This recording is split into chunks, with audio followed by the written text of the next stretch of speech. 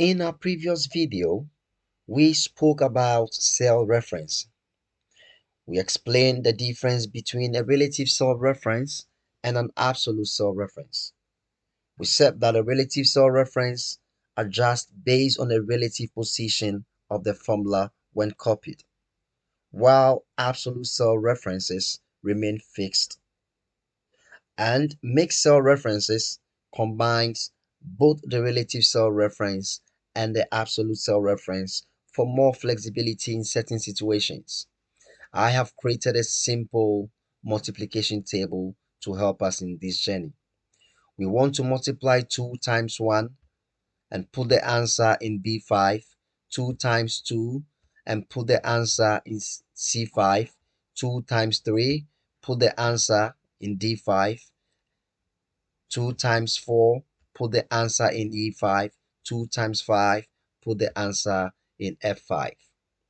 How do we go about it? First of all, type your equal sign. Let's try the relative. 2 times 1. That's correct.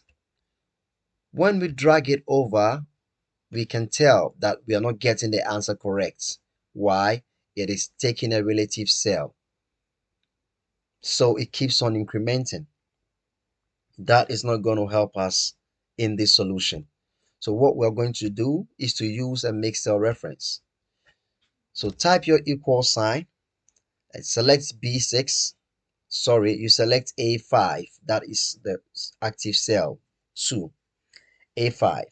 And we have to lock the column because the column is going to remain fixed whilst the numbers keep changing. So the column is always going to be A, but the numbers will move from 5 to 6 to 7 to 8 to 9 to 10, 11, 12, and 13. That means that the column is going to be fixed whilst the row will change. So click on your F4 and your F4 locks everything, and that is not what we're looking for.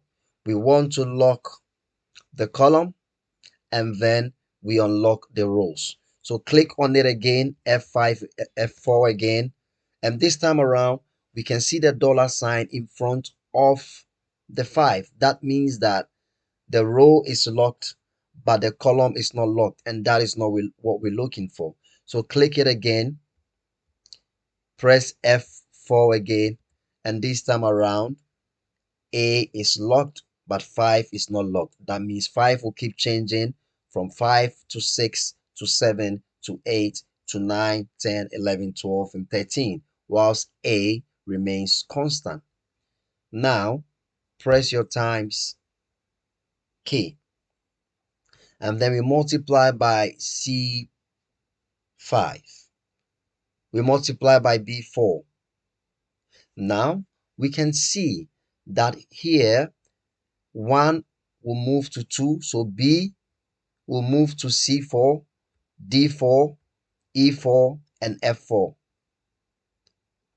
So in this scenario, we can see that the column is changing, but the rows remain constant. The rows remain fixed. So we'll press our F4 one more time.